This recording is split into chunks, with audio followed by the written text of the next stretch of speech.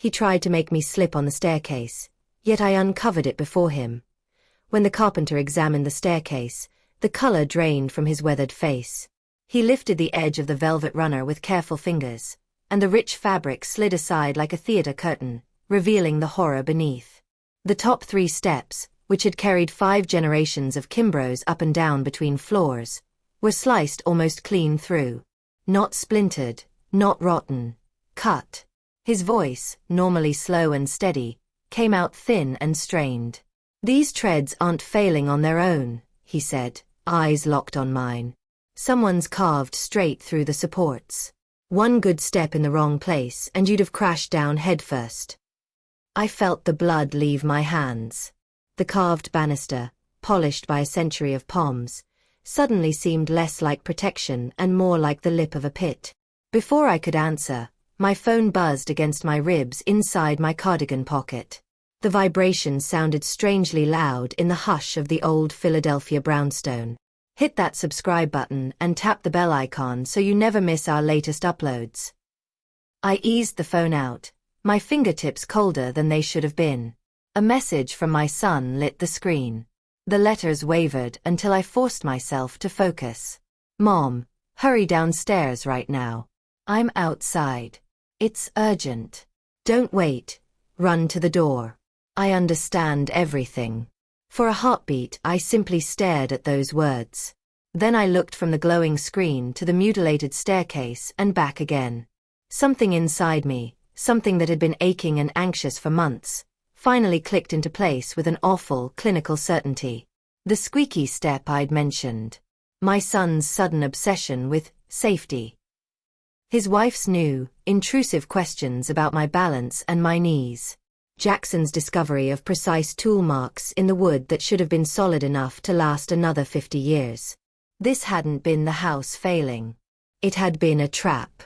And the bait was me. My chest felt hollow, as if someone had opened a drawer where love was stored and quietly emptied it out. It wasn't painful, not yet. It was a cold, ringing quiet where anger might later grow. I thought of Kalen as a toddler, curled damp after a bath, his small fingers clutching my shirt. I saw his scraped knees, the days I'd walked him to school, the nights I'd stayed up ironing his shirts for speech competitions. Those images seemed to float in front of me and then recede, fading like photographs left too long in the sun. What remained was simple. If I stepped onto those steps, trusting my son, I would die. If I wanted to live, I would have to stop thinking of him as my boy and start thinking of him as a threat. I drew a breath, tasting the house. Beeswax, dry paper, old linen. This place had stood longer than any of us, absorbing our joys and our quarrels, our secrets and our sins. For 30 years I had thought of myself as its guardian, as if the brownstone were a stubborn old creature that needed tending. Now I understand that tonight, it was guarding me. "Jackson," I said quietly, surprised by how steady my own voice sounded. "Roll the runner all the way up, please. Leave every cut exposed." He stared up at me as though expecting me to faint, scream, or clutch my heart. I did none of those things. "Then take your tools into the library," I continued. "Close the door and lock it from the inside. Stay there until I tell you otherwise. Whatever you hear, do not come out." He hesitated for only a second, searching my face. Perhaps he saw that the woman peering down at him from the landing was not fragile. Not at this moment. He nodded, his jaw tightening, and obeyed. I stepped back from the landing, away from the inviting yawning space where I would have fallen. The urge to run to the front window and wave wildly for help passed through me and dropped away. I had lived 68 years. I knew how quickly hysteria can turn a clear mind into fog. I didn't have that luxury. Instead, I turned down the second-floor corridor, following a route my son had not used since childhood. At the far end of the hallway stood a towering linen cabinet built into the wall. Its oak doors smelled faintly of lavender and old starch. Behind it was a narrow, wallpapered door almost invisible unless you knew where to look. The servants' staircase. My hand closed around the small brass knob. The hinges made no sound. I kept them oiled, a habit from my days at the National Archives. where neglecting small mechanisms could destroy centuries-old documents. Cool air breathed up from below as I slipped inside. The passage was narrow and steep, lit only by a single dusty bulb near the bottom. These steps were plain pine, worn down in the middle by the feet of maids and cooks long dead. Kalen had called them the creepy stairs when he was little. The darkness never appealed to him. He liked grand entrances, wide doors, and polished surfaces. Noise, attention, applause. He had forgotten this staircase existed. His disdain for it, his refusal to pay attention to anything that did not shine, now stood between me and a broken neck. I descended carefully, counting each step as though I were crossing a river on stones. 1, 2, 3. With each footfall I felt something in me harden, like water freezing in sudden cold. The mother who had excused his selfishness, who had smoothed over his bad investments and ugly remarks, grew fainter behind me. By the time I reached the bottom and stepped into the small pantry off the kitchen, I knew with a strange certainty that I no longer had a son. I had an opponent. The kitchen looked the way I had left it. Copper pots hanging in their precise places, a bowl of apples on the table, a teapot waiting on the stove. My hands moved almost of their own accord. I filled the kettle, set it on the burner, and turned the gas on. The click of the ignition snapped through the quiet like the opening bell at a boxing match. While the water heated, I took down my best porcelain, thin white cups with a gold rim, a wedding gift from my husband's parents. I laid out 3 cups and saucers, a sugar bowl, a milk jug, and a plate for cookies. 1 place for me, 1 for my son, and 1 for the unseen guest he had invited into the house. Death. Someone would accompany death back out of my home tonight. I had not yet decided whether it would be him or the version of myself that had been too forgiving for too long. When the tea was ready, I arranged everything on a silver tray and carried it into the front hall. At the base of the staircase stood my favorite chair, a high-backed wing chair upholstered in dark green fabric that caught the light like moss. I positioned it 10 feet from the bottom steps, directly facing them. From there, anyone walking through the front door would see me immediately, and see the cut, ruined steps behind me. I set the tray on a small side table, sat down, smoothed my skirt, and wrapped my fingers around the warm porcelain. My pulse slowed. Waiting, I realized, can be a kind of battlefield too. A car engine rolled up outside and cut off. Keys fumbled in the lock. The front door flew inward with more force than necessary, banging against the wall. My son burst into the hall like a man running onto a stage mid-performance. His scarf was crooked, his expensive coat unbuttoned. He gripped his phone so tightly his knuckles were pale. His eyes shot immediately downward, scanning the floor where he expected to see me sprawled in a crumpled heap, the velvet runner bunched under my legs, my bones broken. Finding nothing there, his gaze snapped upward to the steps. For an instant, his face was naked. Confusion, then bewildered panic, as he realized the carpet that would have hidden the sabotage was gone. The pale clefts of the saw cuts glared back at him like open eyes. Only then did he turn, slow as if through syrup, and see me. I was sitting upright in the chair, teacup raised. A curl of steam rose from the amber surface and dispersed into the chilly air. He froze mid-stride. He looked almost comical, poised like a sprinter who had run straight into a wall that wasn't supposed to be there. His mouth opened, closed, opened again, words fluttering and failing before they could push past his throat. The lines of the speech he had clearly rehearsed, shock, grief, frantic calls for help, fell apart like wet paper. "You're late for tea," I said. My voice sounded gentle, conversational. Only I could feel the steel behind it. "And you look distressed." He swallowed. "Mom," he rasped, his voice off-key. I thought, I sent you a text. I was afraid." "You were afraid of what?" I asked, letting my gaze drift past him to the mangled steps. "Gravity." He tried to laugh, but the sound came out thin, almost hysterical. "There are cracks, Mom. I saw them last week. I've been worried sick. I had this terrible feeling something would happen, so I texted you the moment I got near the house. I wanted you to get away from the staircase.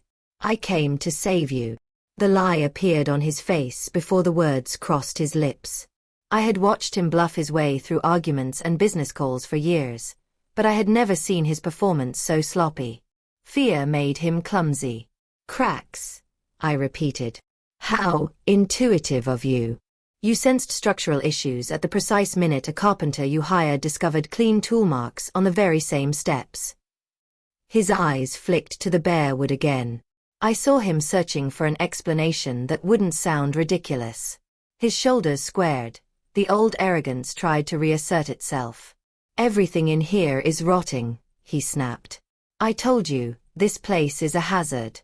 The wiring is old. The floors are warped. You shouldn't even be living here. I told you to sell, but you refuse. I'm the one trying to help you. Is that what you're doing? I asked, setting my cup back on its saucer. The tiny chime of porcelain sounded like a judgment. Helping. Before he could answer, his phone vibrated again. He dragged his gaze away from the staircase, from me, and checked the screen. The muscles in his face twitched.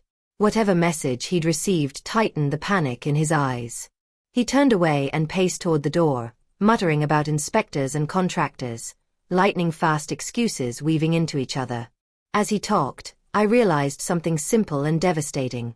He was not clever enough to have orchestrated this on his own. Greedy, yes. Careless, absolutely. But precision saw cuts in a structural staircase, bookings made in advance, legal papers ready at short notice, those smelled of planning, of partnership.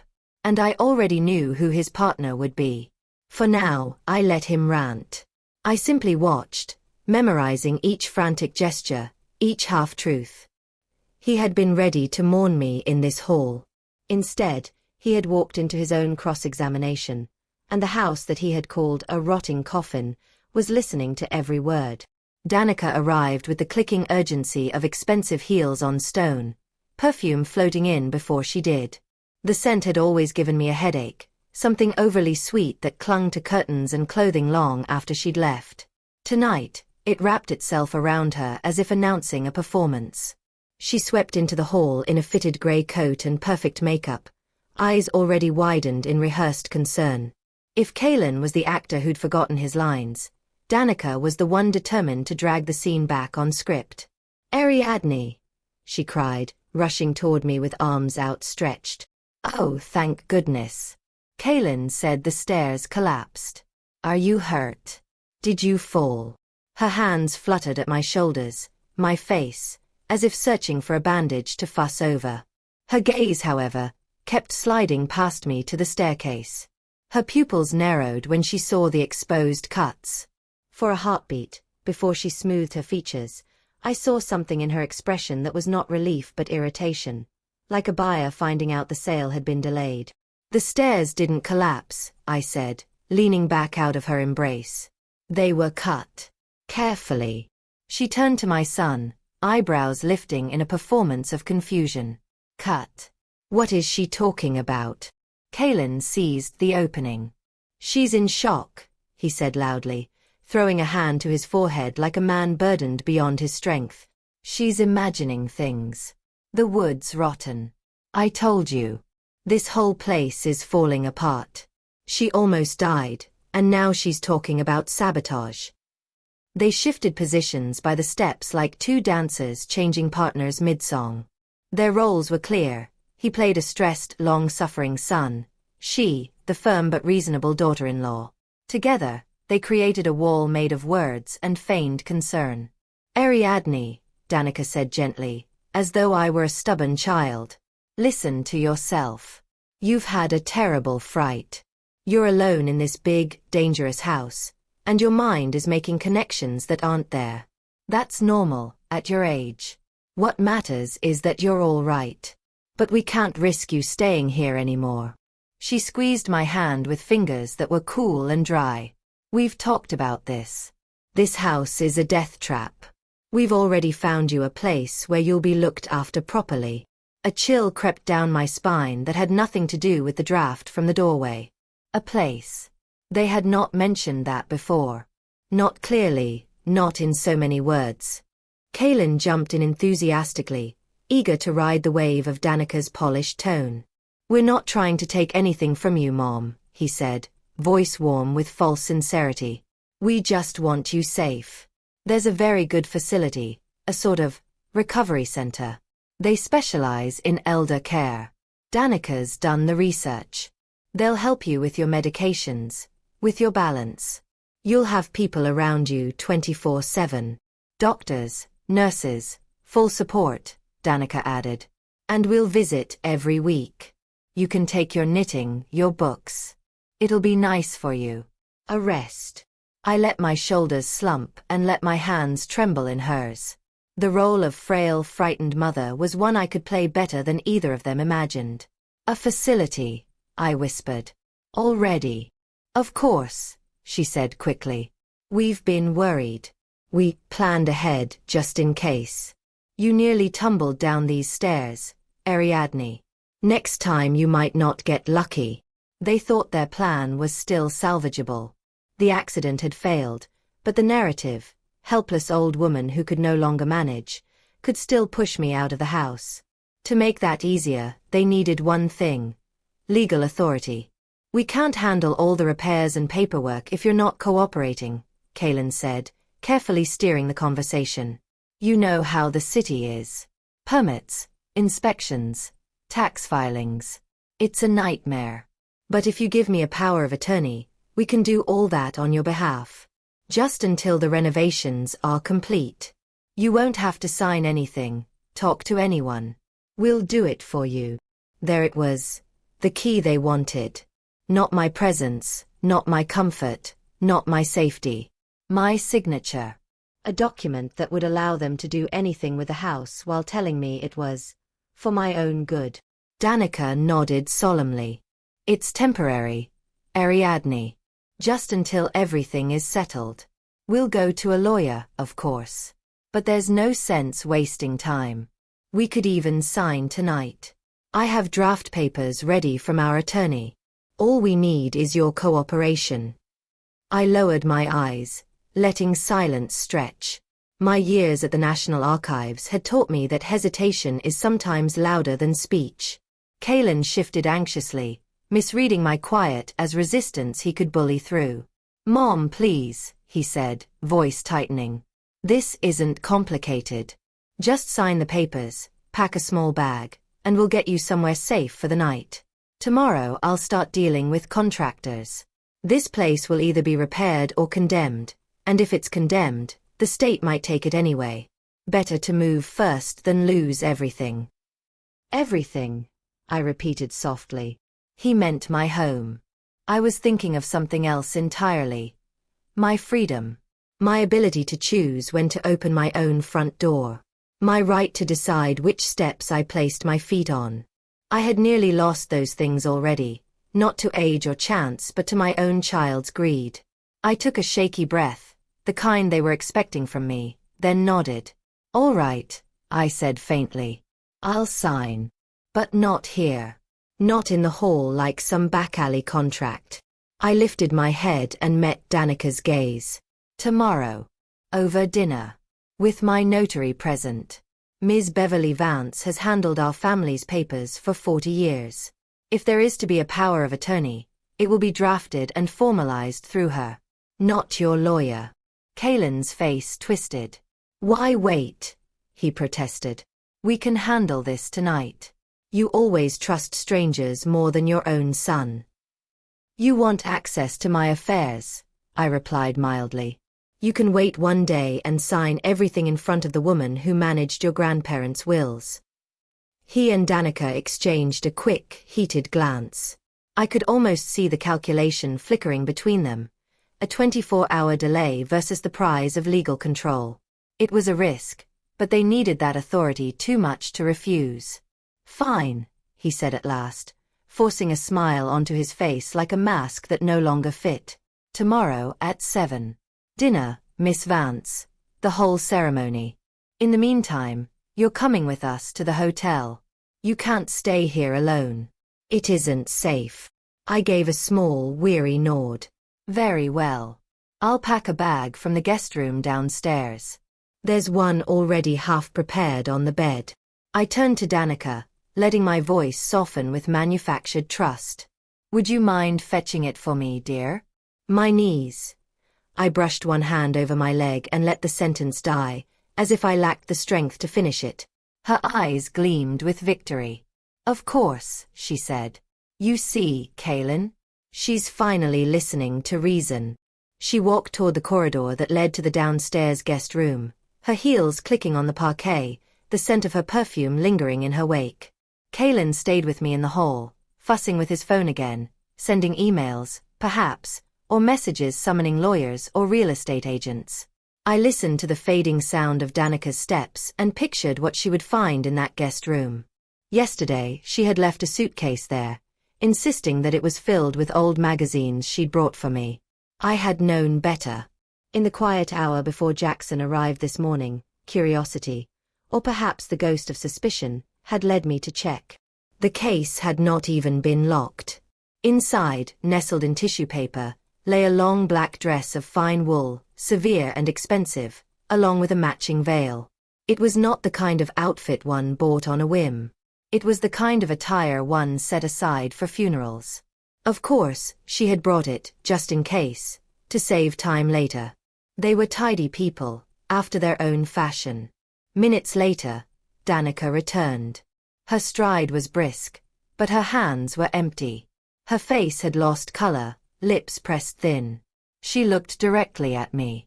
There's no bag, she said shortly. Are you sure? I asked, widening my eyes. I was certain I left it there. Oh dear.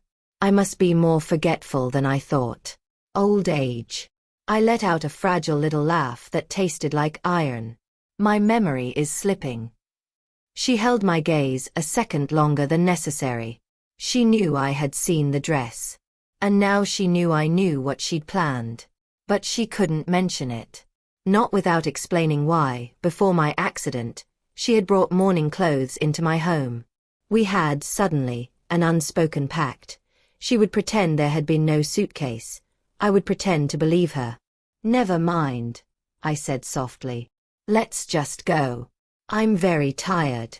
They escorted me out, one on each side as if they were my protectors, my caretakers.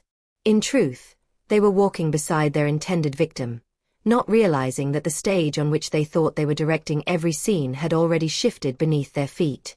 The hotel room was spotless and bland, with sheets so stiff they crackled when I sat on the edge of the bed. Kaylin and Danica deposited me there with a flurry of instructions about rest and television and room service. They promised to return in the afternoon to collect me for dinner, and then they left in a rush, propelled by their own schemes. As the lock clicked behind them, the silence in the room grew thick.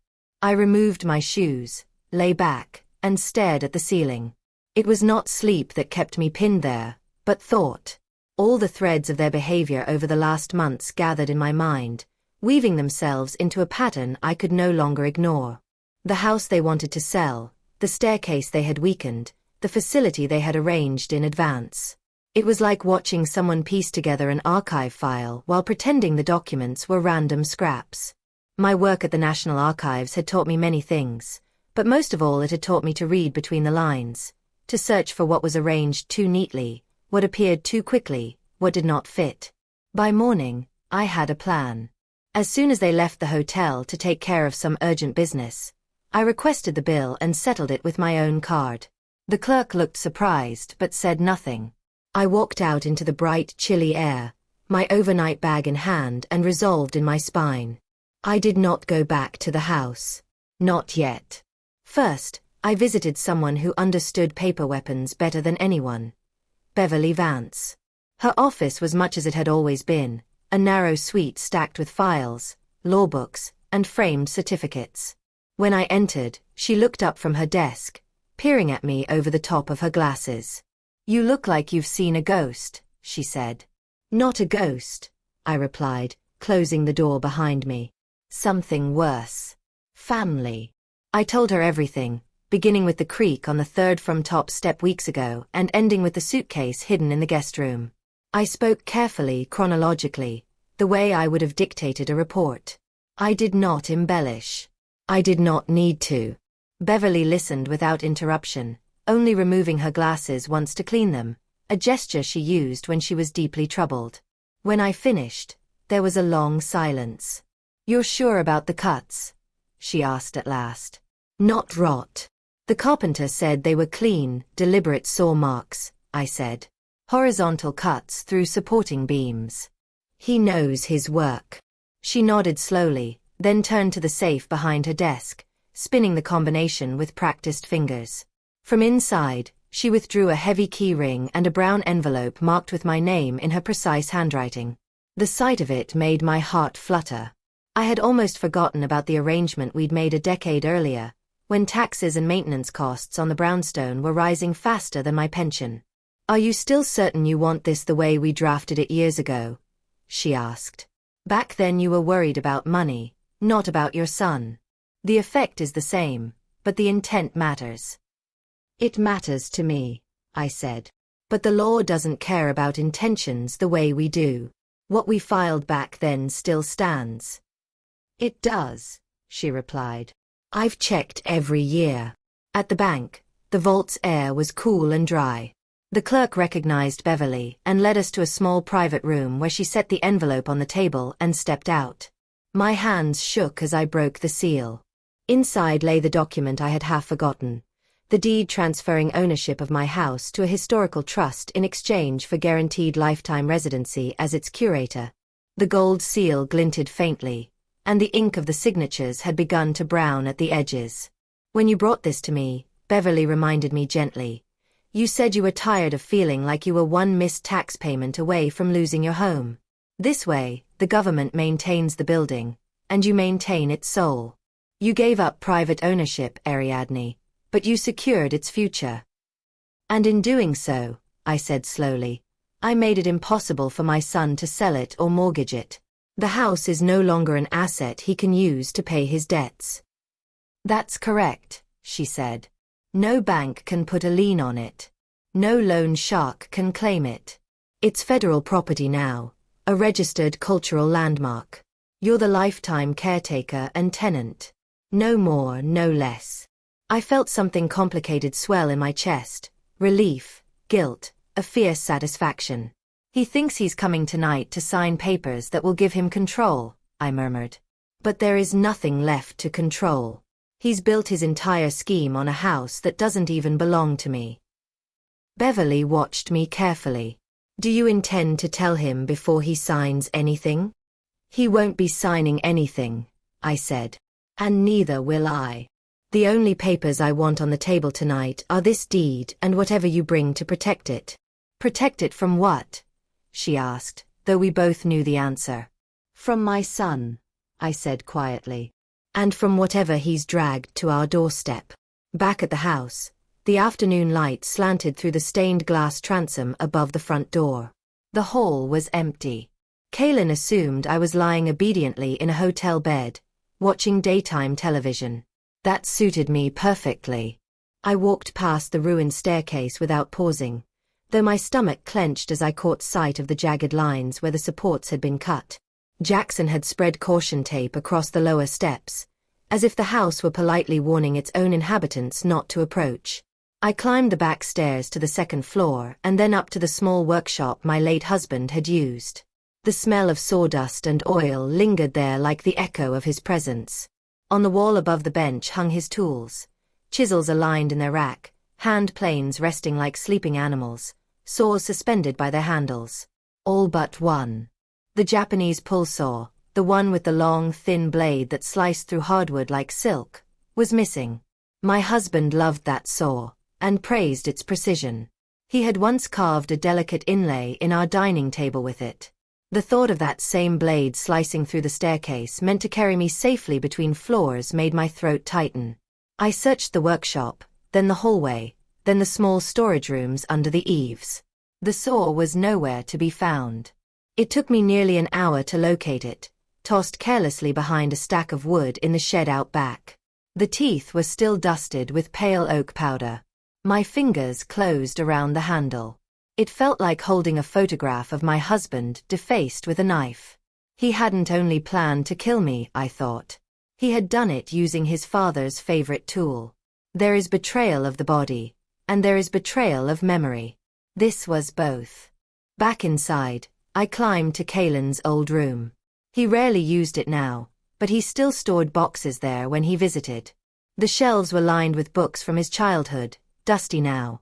Adventure stories, tales of explorers, novels about bravery and loyalty.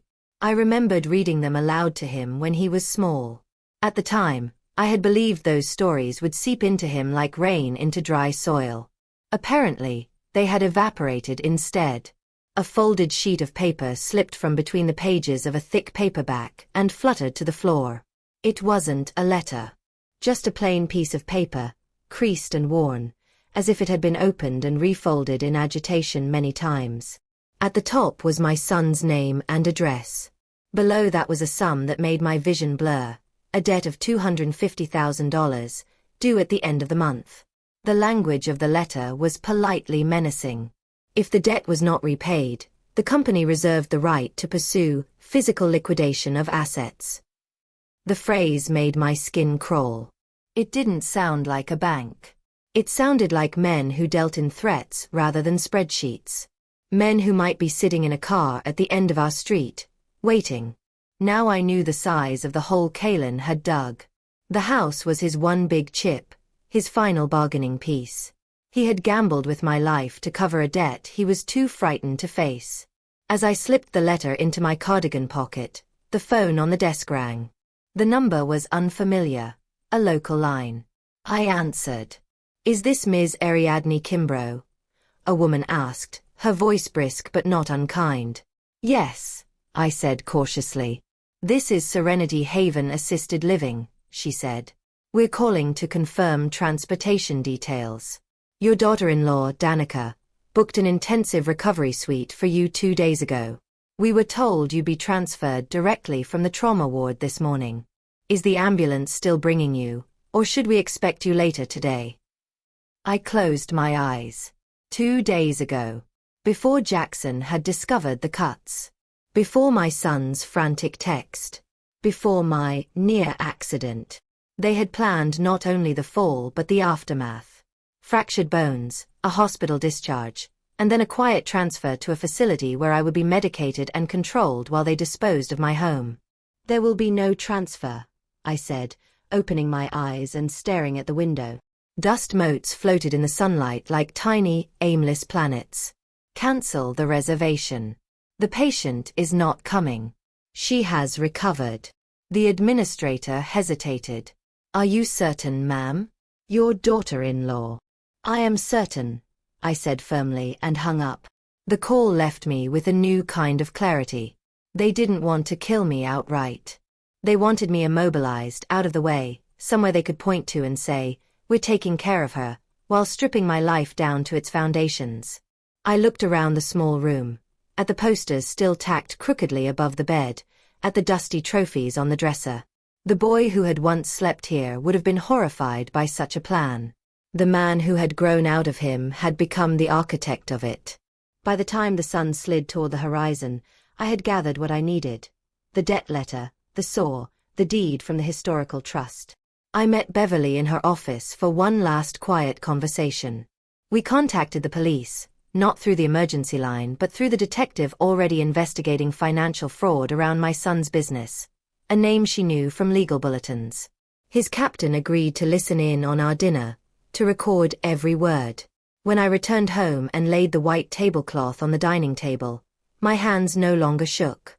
The china glinted, the crystal caught the light, and the house, old, stubborn, faithful, seemed to breathe around me. Tonight, I thought, this will not simply be a meal. It will be a reckoning. By 7 o'clock, the brownstone smelled of gumbo and fresh bread, the kind of rich, comforting aromas that once pulled my son to the table when he was small. The grandfather clock in the corner chimed the hour, each tone slow and deliberate. Beverly sat to my right, her posture neat, her expression unreadable. Beside her lay 2 folders, one thin and brown, one heavier and stamped with an official seal. Kalen and Danica sat across from us. Neither of them had touched their soup.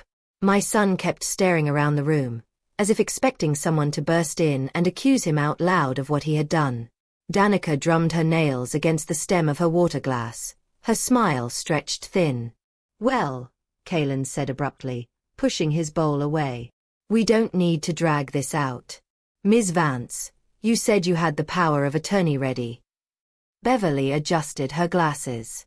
"I have it, yes," she said calmly. "But there is no rush. Your mother has prepared a lovely meal. We can eat first." "No," Danica snapped, dropping the pretense of warmth. "Business first. We've already lost too much time.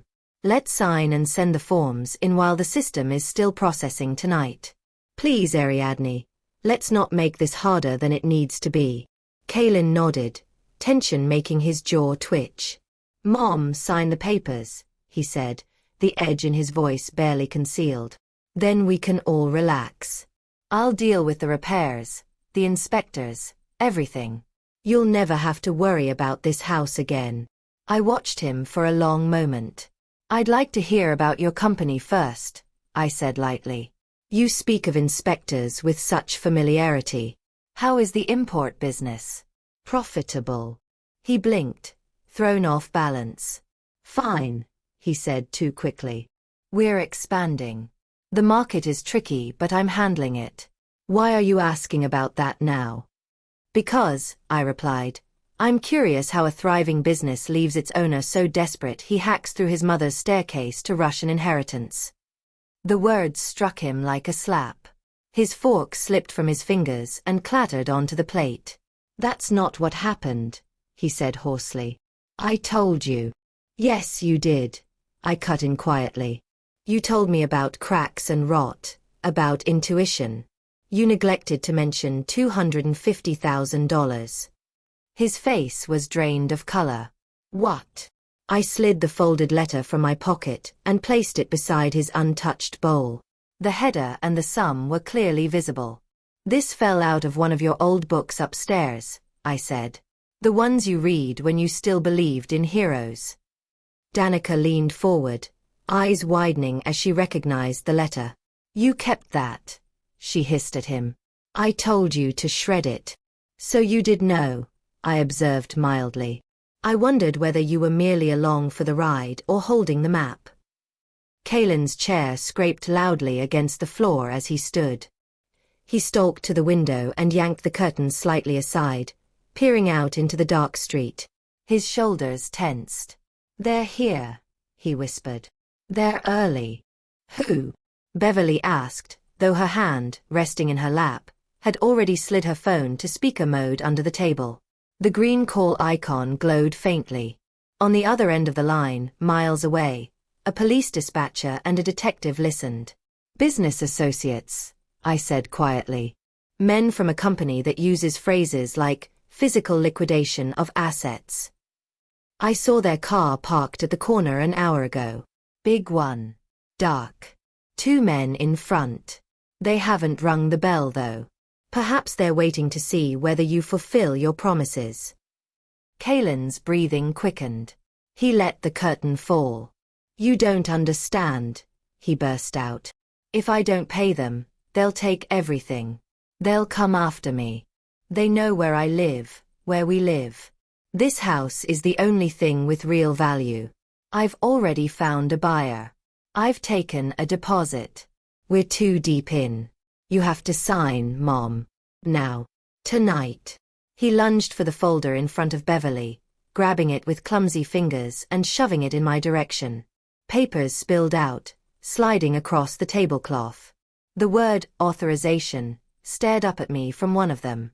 "Sign," he demanded, slamming a pen down in front of me. "If you don't, they'll seize the house anyway. The state will take it for my debts or they'll burn it down. You owe me this. I'm your son." I picked up the pen and felt him relax, just for a second. Hope flickered in his eyes like a match in the dark. I set the tip down on the paper, not in the signature line, but on the margin. Then I drew a single line across the form, calmly, firmly, striking it out. "I can't sign this," I said.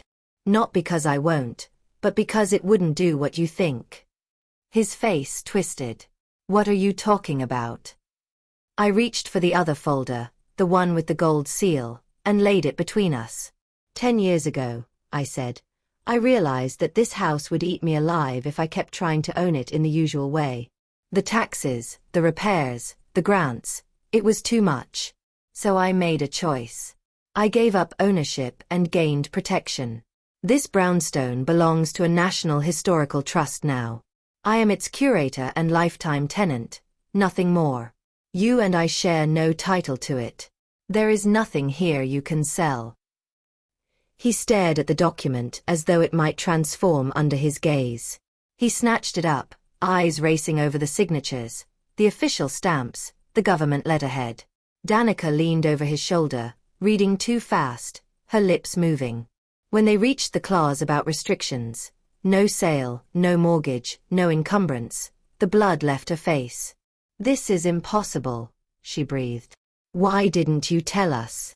You never asked, I said. You never cared about the work I did to preserve this house, the partnerships, the paperwork. You only saw square footage and dollar signs. You assumed your future was sitting here waiting for you like a wrapped gift. It isn't. Kalen lowered the paper slowly, his hands trembling. You knew, he whispered. All this time, you knew the house couldn't be sold. And you let me. You watched me plan. I didn't know about your debts until this afternoon, I corrected him. I knew only that you wanted to sell a home that no longer belonged to me. The debt letter explained the rest.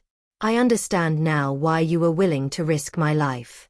But that doesn't give you the right to risk this building's future along with it. He laughed suddenly, a dry, broken sound that had nothing of humor in it. So that's it, he said, backing away from the table. You've killed me. You did that yourself, I replied quietly. With a saw and a suitcase and a reservation at an institution I never asked for. His eyes flared. You have money, he snarled. You've been stashing it away for years. Jewelry, artifacts, some museum funds. Give it to me. Pay them off. If the house is gone, there has to be something else. You can't just leave me to their mercy. There is no hidden fortune, I said. The only treasure I ever had I poured into repairing this house. The roof, the wiring, the windows. I chose preservation over hoarding. You know that because you've complained about the bills for years. He grabbed my shoulders suddenly, fingers digging painfully into my skin. You're lying, he hissed. You always protected me from consequences. You'll do it now. You have to. I'm your son. I did not pull away. I simply met his eyes. I protected my child from scraped knees and cruel classmates, I said. But you cut through the very boards meant to carry your mother safely down the stairs. There is a point at which protection becomes enabling. I won't cross that line. This is insane, Danica cried, her voice sharp with panic. We gave you so much. We brought you groceries. We checked on you. You brought me groceries with my own money, I said calmly. You checked on me when you needed signatures. And you booked me a bed at Serenity Haven before you knew whether I would survive your little engineering experiment. That isn't love. That's asset management. Kalen pushed me away so hard my back struck the buffet cabinet. Glass chimed in the display behind me. His face was flushed, his eyes wild. If I lose this house, I have nothing, he shouted. Do you hear me? Nothing. If your neck hadn't broken on those stairs, I had a backup plan. A fire. Old wiring, old wood, tragic accident. Insurance payout, all clean. But you outplayed me. The room went very still. Even Danica's furious breathing quieted. He had said more than he meant to. Much more. Thank you, Beverly said softly, standing. You've just answered the question of intent. Kalen whipped toward her. What are you talking about? She lifted her phone so he could see the lit screen, the call timer counting upward.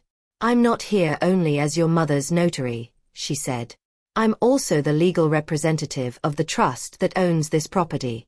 This conversation has been on speaker with the police since we sat down. Every threat, every admission you've just made, has been heard and recorded." He staggered backward as though struck. "You set me up," he whispered. "Both of you. You tricked me." "No," I said. "We defended ourselves. You turned this house into a weapon against me. You plotted to dispose of me like an inconvenient box of old papers.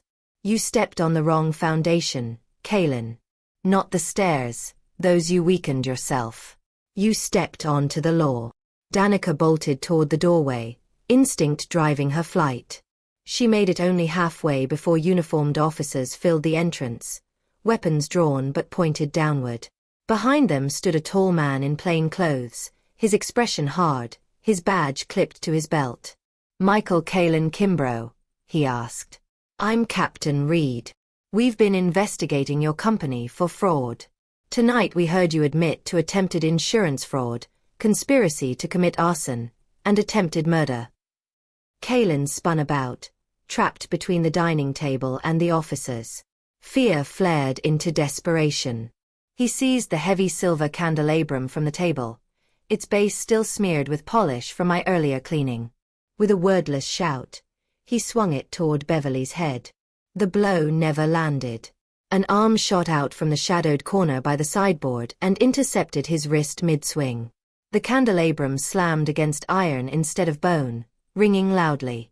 Jackson stepped forward, his grip unyielding, his face carved with a determination I had not seen before. In his other hand he held a pipe wrench, solid and heavy. "Not in this house," he said quietly. "Not today." He twisted Kaylin's arm, and the candelabrum clattered to the floor.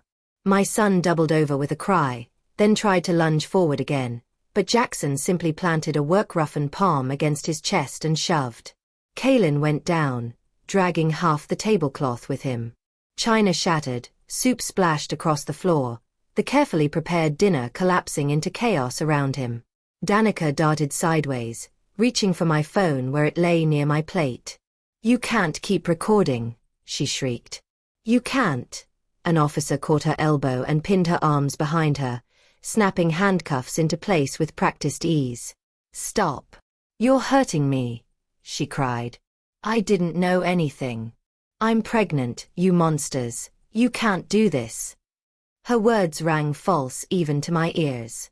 A month ago, when I'd visited their apartment, I had seen a plastic bag in their kitchen trash. Clinic paperwork with her name on it, blunt words about infertility printed beneath. She used the idea of a baby the way she used everything else. As leverage. The officers hauled Kaylin to his feet. His expensive shirt was streaked with soup and stained with wine, his hair askew, his eyes red-rimmed. He twisted in their grip when they led him past me. "Mom," he gasped, the fury gone from his voice, replaced with something raw and childlike. "Please. Talk to them. Tell them I didn't mean. You can fix this. Sell something, find something. You worked in those museums, with those artifacts. You must have contacts. Pay them off. Pay everyone off. Don't let them lock me up." I stepped closer. One of the officers paused, allowing me to stop in front of him. I reached up and straightened his collar, like I had done when he was a boy before school. My fingers were steady. "I am your mother," I said quietly. "My duty was to teach you how to stand on your own feet. When you were small, I made your mistakes softer. I padded the corners of the world. But there comes a day when every child must step onto solid ground without cushions. You chose to soar through that ground, Kaylin. You chose money over blood, deceit over love. If I smoothed your path again now, I would help you destroy what little of you might still be saved." "They'll kill me," he whispered. "Not if you learn," I answered. "Not if you finally face what you've done. You cut your own steps. You fall on your own." I stepped back and nodded to Captain Reed. The officers led my son out between them. The door closed behind him with a final, solid sound. The house exhaled, the silence after the shouting deep and almost gentle. I felt tired, not the tiredness of age, but the tiredness that follows a storm when the air is finally clear. Beverly came to stand beside me. "Are you all right?" she asked softly. I looked at the overturned chairs, the broken dishes glittering in puddles of soup, the candelabrum on its side. "I've lost a great deal tonight," I said. "But not what I feared losing most." "What's that?" she asked. "Myself," I replied. "And the house. It's still standing." Jackson picked up the fallen candelabrum, checking for damage. "The floors will need sanding," he grunted, eyeing the greasy stains on the parquet. "But that's nothing we can't fix." I smiled at him, a real smile this time. "Yes," I said. "We've cut out the true rot. The rest is just repair work." 6 months later, I stood at the top of the new staircase, my hand resting on a smooth oak banister that felt warm under my fingers. Jackson had rebuilt it from the ground up, not as it had been before but better. Each baluster was carved with small oak leaves and acorns, simple and strong. The steps no longer groaned underfoot, they sang softly with each bit of weight, a low, confident note. "Everyone look up here, please," I called. My voice carried easily into the front hall, which was filled not with police or accusations but with children. 25th graders from a local magnet school craned their necks, eyes big as they took in the high ceilings, the stained glass, the sweep of the staircase that had once nearly become a weapon. "This staircase has seen many things," I said as I began to descend. "It has watched silk dresses swish during parties. It has felt like marching boots during protests. For a time, it even carried soldiers home from war. And not long ago, someone tried to turn it into a trap. Do you know what kept the house standing?" They shook their heads, wide-eyed. A few of them peered at the steps as though expecting to see scars. "The foundation," I said. "Not just the stones under the building, but the idea it was built on.